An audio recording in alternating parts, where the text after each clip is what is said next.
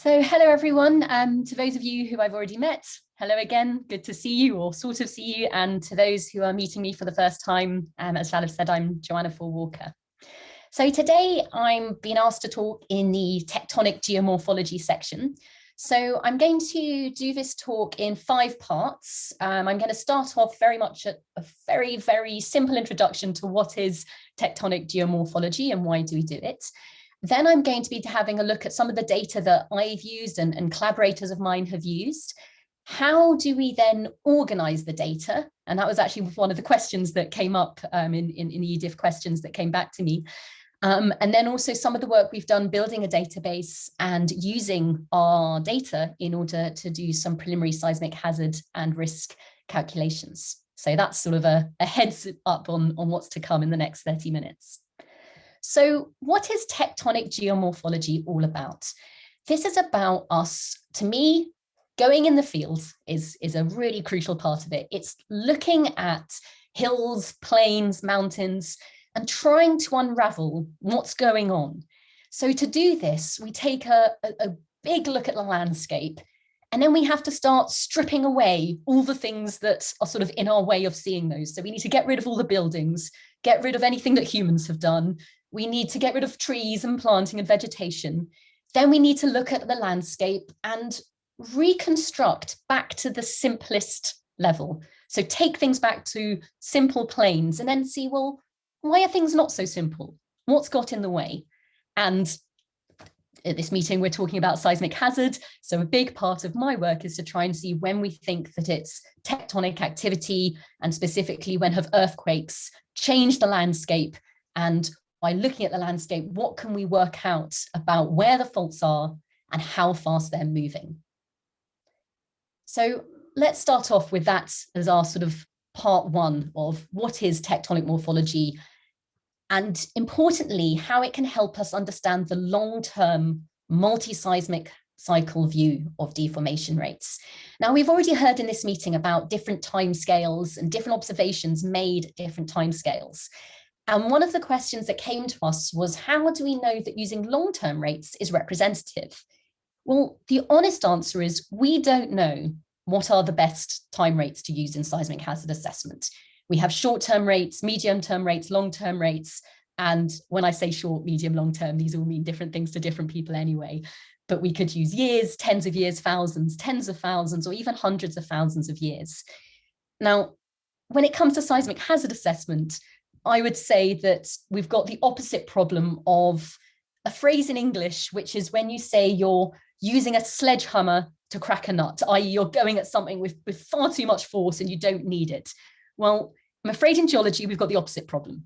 We have so little information, we can see so little of what's going on, that we actually have to take everything we've got and throw it at the problem. So my other sort of analogy there, for those of you who have seen the film Shawshank Redemption, you'll know the phrase of taking a rock hammer to build a tunnel, and that's how he escaped. And that's what we're going to do. We are going to take every clue we've got and try and work out what is going on. So what kind of things can we do with tectonic geomorphology? What can we look at? Well, here are some examples of when I went to Iceland. These pictures are from a paper by Francesco Iezzi. And what we can look at here is places where we can find landforms that have been offset. So here in Iceland, we've got the fault scarp deposits down here. Sorry, here's the fault scarp, and we can see landforms that have been offset. And we can use these to work out how much deformation there has been. And if we know the timing of these landforms, then we can work out the rate that these faults are moving. And here we have examples where we have a sort of a simple fault plane that we can follow. Some examples, we might also have things like monoclines. We've also heard in the meeting of places where we get landslides associated with tectonic activity, and how it's very important to identify sites where we might have those different things going on at the same time, and make sure that any rates we're measuring really are tectonic rates. As well as trying to find offset landforms, we can also use things like paleo shorelines. And here are some photos from 2 papers by Jenny Robertson and colleagues, where we're actually looking at sort of paleo shorelines or wave cut platforms, which again have been offset. And this picture here, I think, is absolutely fantastic, because we can see landforms here and these stepping up due to our old hide stands. And so we can reconstruct these shorelines and work out how much tectonic offset there has been in different time periods, using different dating techniques depending where we are in the world and what timescales we're looking at. We can also use things like river channels and river offsets. Here's an example from a paper by James Jackson, where they looked at a blind thrust fault, which was causing to get sort of a hill, if you like, uplift on the landslide, sorry, on the landscape, not a landslide here. And what happened is actually this uplifting has caused this river to change its path because it can't work against gravity. Initially, it sort of went there and then it had to actually defer around that uplift. So sometimes looking at rivers and river channels can give us fantastic clues.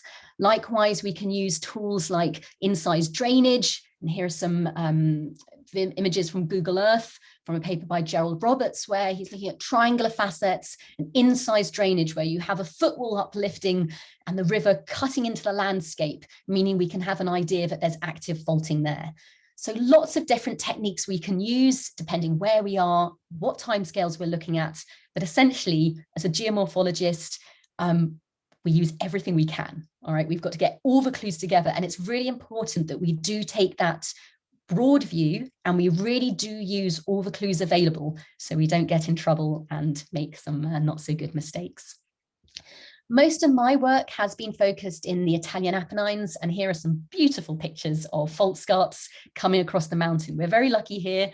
We've got a limestone bedrock. So where we have faults offsetting the mountains, we can actually see these fault scarps in the mountain. I've chosen some of the easier ones to spot on photos. It's not always the scarp that we can see. Sometimes it's the offset and we have to go in and really find the scarp to find out what's going on. So how do we then turn looking at these scarps into getting rates and into getting fault slip rates? Well, we want some kind of offset that can be dated. I showed you some photos from Iceland, for example. There we have lava flows, which we can date. In the Italian Apennines, here we have a surface that was formed during the last glacial maximum, so between 12 and 18,000 years ago. And this has been continuously offset by earthquakes, forming these scarps on the mountain. And so we can use this offset, we can construct a topographic profile of the mountainside and actually work out how much offset there's been in that time period. So we need that displacement, amount of displacement, and then we also need a time marker to work out how long has it taken to do those offsets. Now, we have to be very careful, as I mentioned, to make sure we really are measuring tectonic offsets. Now, there was a question asked about how can we tell if it's tectonic? And then if it is tectonic, how can we tell whether it's seismic or aseismic? Well, we can tell if it's tectonic by really understanding all the different geomorphology. So looking at where there could be landslip, looking at where there could be erosion. To tell whether it's aseismic or seismic, we really need extra clues. So that's where we might appeal to things like paleoseismology, seismicity rates, and other clues. In paleoseismology, I'm including things like exposure dating, cosmogenic dating, to make sure we understand whether these are slowly moving, or whether this is moving in jerks in earthquakes. So we need to be very careful. And one thing we can do to make sure that we really are measuring tectonic offsets, for example, and not just looking at landslip or erosion, is to have a look at what is the direction of the downhill, and are landslides occurring? Because there are some locations where it's very obvious when it's tectonic and it's very obvious when there's a landslide. If we have a nice bowl scope at the top and we have a large deposit of material at the bottom, we can see where there's been a landslide. If we have a continuously straight scarp that continues for kilometers and kilometers across the mountains, well, then we know that it's tectonic scarp. It doesn't look like a landscape scarp. However, sometimes it's not always entirely clear, but we can do things like looking at the slip vector. And actually, somewhere like the Italian Apennines, where we have these limestone bedrock scarps, we can actually measure the slip vector directly from slick and slides on the fault plane.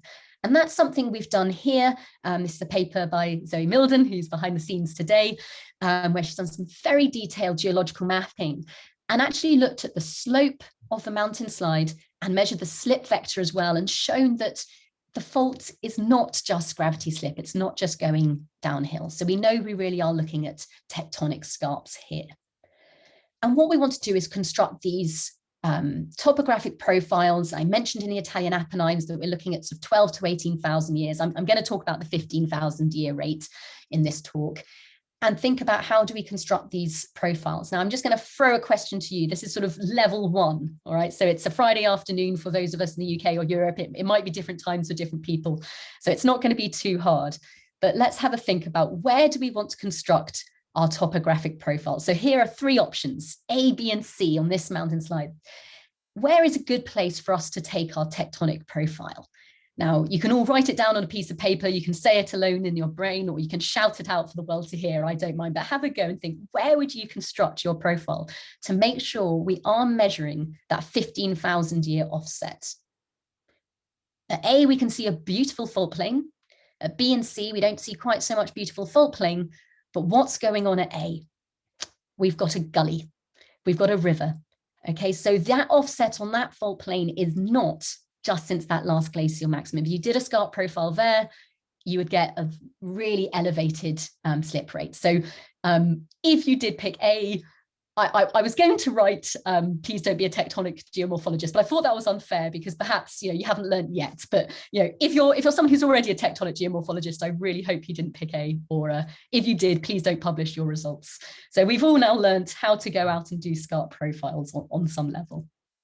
So that's sort of an introduction to tectonic geomorphology and how we can use it to get some rates of measurement. And particularly now we're going to start focusing on the central Italian Apennines.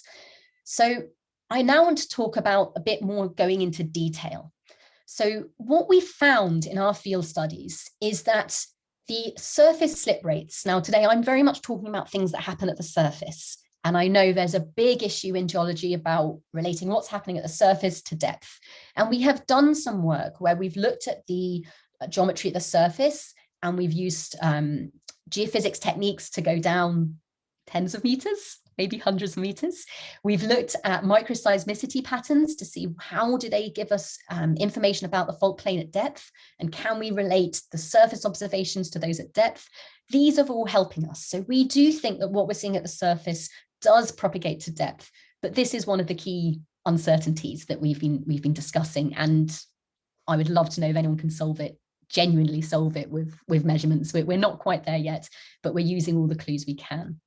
But what we have found at the surface is that we do see changes in slip rate, and we do see changes in the strike of a fault at the surface. So I'm going to show a couple of examples of these just to make sure you do believe me. So here I have an example, one from LiDAR and one from detailed field mapping. These are both from the Italian Apennines. So what we see here, this is the LiDAR image here, and all these red lines are actually showing you places where we've constructed scarp profiles. But what I want you to notice is these measurements of strike and how they are changing across this fault bend. And these are measurements that are actually made on the fault plane. So this is nothing to do with structural contours or changes in the local topography. These are real changes in the fault plane geometry. And likewise, we've done a similar thing along the Oletta fault in southern Italy, and we have this data for many, many faults. And again, if we look at the measurements of strike, they change along the fault plane. Now we know this, when you look at a fault map, it's not just a load of straight lines. We know we have variable faults, but this is an important point when we later come to talk about hazard. We also have found that the throw rate, I'm going to be talking about throws today, so that's the vertical component of the slip rate. I could be talking about slip rates, I just happen to have all my data and hence my figures in throw rates. So I'm going to talk about throw rates today. These also change along the length of the fault. So this is, again, looking along the same faults here. And do we notice we actually see an increase in that throw across that bend? And likewise, when we're looking over here in the Oletta, we see changes in the throw measured along the fault. Now, I've done quite a lot of work actually explaining these changes and shown that these occur in order to maintain the strain rate along the fault. But I'm not going to talk too much about that today, other than to say that we can explain them. We think these changes are real. So we don't think this is just a measuring thing. We don't think this is just uncertainty. We really do think these changes in throw rate are real and are responding to changes in the geometry of the fault. So we now know we have quite a lot of detail that we need to get, because if we're going along the fault and we're having changes in strike, we've got a strike variable fault, and we're seeing changes in throw rate, or changes in slip rate, then we need to really think about these when we come to calculate seismic hazard. And one of the questions posed to me was, how do we take this detail and get it into our models? And I was so happy that question was asked, because that's actually exactly what I want to talk about today. So thank you for asking that question. Let's have a look at one more example. Here are places where we've constructed scarp profiles, and these are the offsets that have been measured. So these are the vertical throws, and you can see how they vary along the length of the fault. And I've drawn this as a profile along the fault where I've just linearly interpolated between the points. Whether it should be a linear interpolation or something more sophisticated like a at the moment. But calculating seismic hazard. Now, the first part, I've already shown you that they're variable, so we know that. But why do we need to worry about the detail? Is it a problem, or can we just assign one slip rate to a fault? Well, let's take a look at this in a bit of detail. So what I've done here is I've squished these images. So this profile of how the throw is changing along the length of this fault has been squished. So I know it looks a lot more dramatic than it did in the previous slide where I showed it. And then we're going to look at different scenarios. So this scenario is looking at all the data we have. So everywhere where we see a dark blue dot, that's influencing this dark blue profile of throw. And I'm now going to look at some different scenarios where we don't have so much data. And what we want to understand is, what impact does that have on the calculated strain rate across the fault? Does it influence it? Do we need to consider the data? Now, I know I've kind of given away the answer because I said that at the beginning, but now I want to convince you. So here we have the case where we just miss out this maximum point in here. So this is across an area that's got quite a variable strike compared to the rest of the fault. We actually have a much higher throw rate here. So in this calculation, we're just missing that point. In this part, we're just taking that max point alone. So where we see that pink, we're just going to take that maximum rate, and we're sort of using what we call a boxcar profile. So we're assuming that the whole fault is slipping at that rate. In this example, we're using the mean rate from all the throws that we've measured and assuming it's that across the whole fault. And here we've taken the minimum value we've measured. And I say we've measured because obviously the minimum value is actually 0, but the minimum value we've measured and taking that along the fault. And in this final example, we've taken the maximum value and we're assuming a very simple triangular SIP profile. And what I now want to do is have a look on how that affects the total strain rate measured across the fault. So this is just using the all the results there. So rather than giving it in absolute strain rates, I'm going to do all my results relative to the most detailed place. And this is our error we have. It's about a 10% error. So this is the result of just removing that maximum rate. And on this particular fault, you know, it's okay. We're still within error. Obviously, it's lower, and that will have implications when we come to hazard assessments, but it's not too bad. Now, if we look at those rates where we looked at boxcar, we see that we're actually now getting to quite far outside our error margins. So if we were to just take our minimum or just take our maximum, then we would be in trouble. At this point, I'm now also simplifying the fault geometry, where we're just taking a planar fault geometry rather than using the detailed strike. Now, if we actually look at the mean rate here, we're okay. So you could say, oh, but actually we could just use the mean rate, but we need to know what the mean rate is. And in order to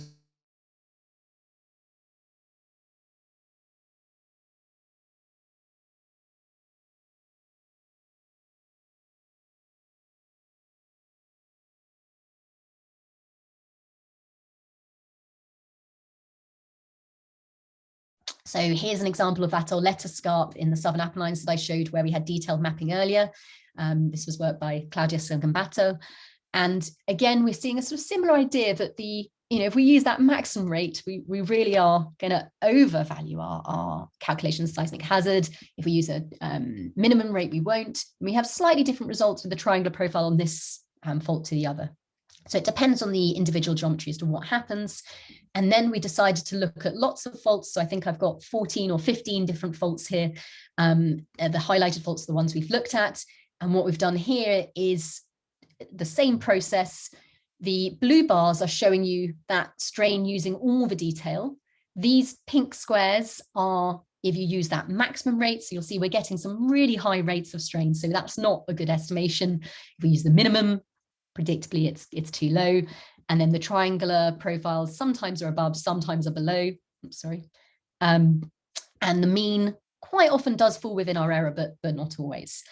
And I've just sort of drawn a box around the Auletta scarp and the Parazzano fault, ones we've seen already. And we're about to take a look at this fault here as well to show you that the examples I'm showing you are not the most extreme. So I'm not just picking the worst case scenario to make my point. There are lots of faults that actually look even worse when we use these approximations than the one I've shown you. So this is a general result. But why does this matter? Because I said this is important for hazard. I've talked about strain rate, and we can obviously go from strain release to moment tensor release, so the rate of earthquake release. But why does this matter really? Well, when we turn this into rates, we can see that we have important implications for average recurrence rates. And likewise, if we actually look at PGA and we look at the effect of geometry on this as well, here we show, again, the blue is the all case, and these other colors are showing you those other scenarios and showing you that once we get into shaking, again, we'll come outside of our error. So we do really need to worry about this and make sure we are using detail. So if I go back to that Auletta scarp where we have 11 different profiles going on here, and we have lots and lots of data, we can ask the question, well, how many numbers do we need? What detail do we need? So here we took where we looked at a scenario of taking all the measurements we had, and then we gradually sort of degraded the data and used less and less points, using all the different scenarios we could use to see how many points we actually needed to measure. And here we showed that, once we got down to only 1 or 2 measurements or 3 measurements to throw along this section of a fault, we got a pretty poor result in terms of it being within our error. So this gray band here is showing our error. But actually, as long as we've got sort of a reasonable resolution, then we can be okay. And it's obviously, it's going to be related to what scale you're looking at and what is your resolution. So now I want to move on to, okay, but how do we record this data? How do we even put this data in a useful format? And here I want to talk about the Fault-SHA Central Apennines database, which is work I've done with some of the collaborators who I've listed here, and put this together to answer that question of how do we put that in a useful format so that modelers can use this.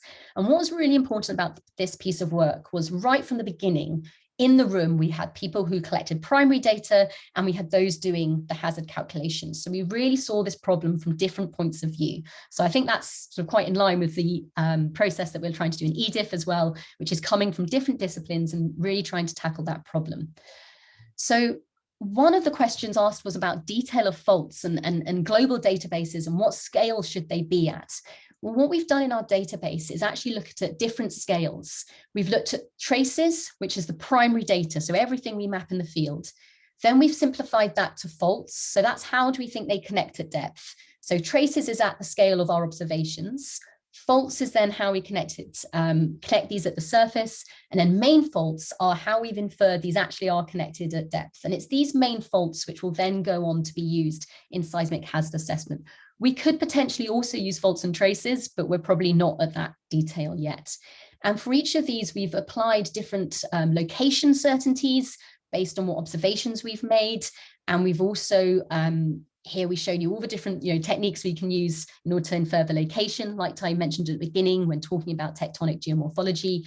And we've also looked at different activity scales. And this is all about how certain are we that there's been activity in the Holocene. And this, again, can really help modelers decide which faults they should be including in the modeling. And they can make decisions based on that. And again, these are based on different observations, not just tectonic geomorphology, also including paleoseismology, paleo-earthquakes, whether there's been recent events on them as well. And we can take all that information and bring it together in our database. And notice again that we've got, we don't have just planar faults. Faults do have variable strikes. When we go from the trace level, we simplify to the fault level and then simplify again up to the main fault level. So we have these different scales. This technique also allows us to look at different scenarios, because I mentioned that the main faults were looking at how the faults connect at depth, and we don't always know the answer. And even within our group, sometimes we weren't exactly sure how these faults do connect at depth. So we provided a structure that allows for different interpretations. And this is just one example here where in this area, whether the fault this is a Ficino fault coming across the plane, whether it actually connects at depth to the Evintabili-Petzer fault, or whether it connects to this Magnolia fault down here. We're not sure, so we provide both solutions. And this is something quite different to a lot of databases that sort of look at seismic sources, where they don't necessarily allow for all this uncertainty. So our approach really is to allow as much uncertainty and as much unknowns to be known to the modelers, so they can cope with that and they can model it. So we've got our database here. We have our structure. I've talked about the main fault, the fault, and the trace. And then we also have tables which have our slip rate, which includes those point measurements that I referred to, and they include the uncertainties both in the displacements and in the dates used to measure them. And you can see there's lots of different parameters. I'm not going to go through all of these, but essentially we can look at how certain are we in the location and the activity, and how certain are we in all the measurements we have, and make sure they're all there in that database. And here we can show you all the points where we have data.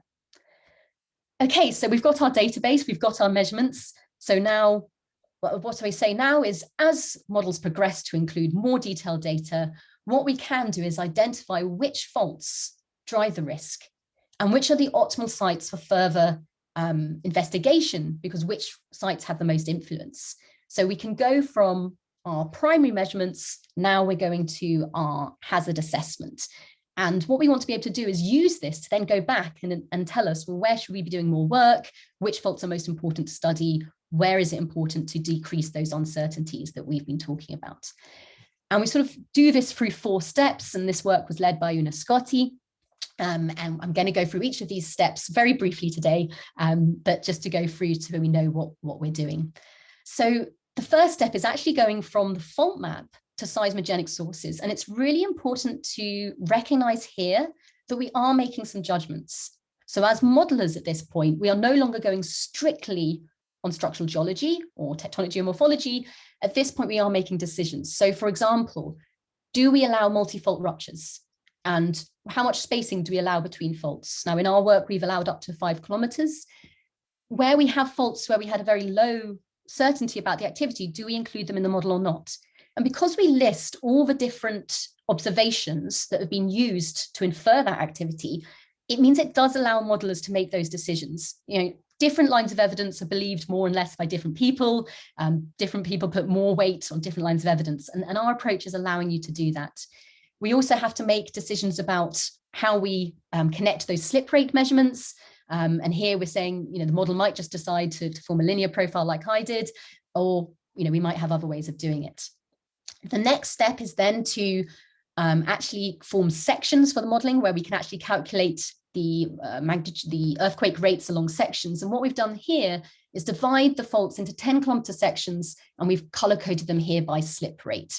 And we've taken the slip rate as those averages along 10-kilometer sections. We then need to infer earthquake rates. So this is the next step. And here we've used the sheriff's code to do this. And I just want to note here that we've done 2 rates, one looking at a 10-kilometer seismogenic thickness, one at a 15-kilometer seismogenic thickness.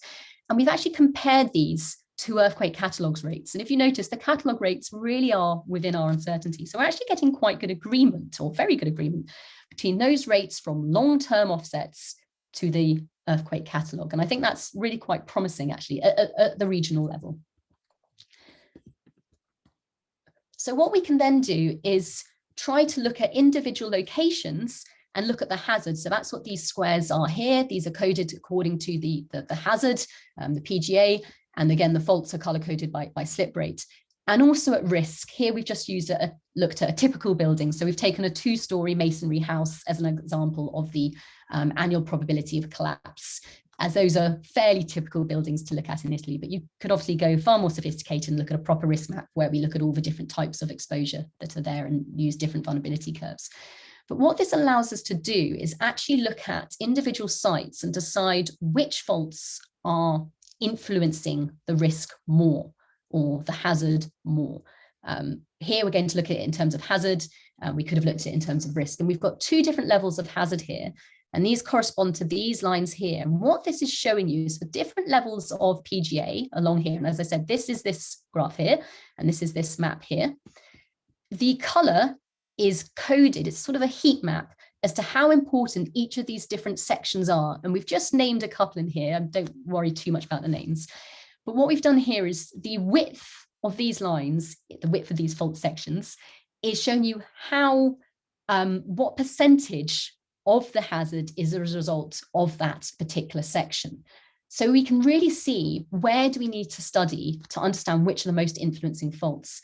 And we also note that this is different at different levels of PGA. So for different size events, this is different. So we need to be aware of that and really make sure we're looking at that full spectrum. So something else we did as well, so that's sort of a way of looking at things to decide, okay, we can now go back and know where do we want to look at more geology.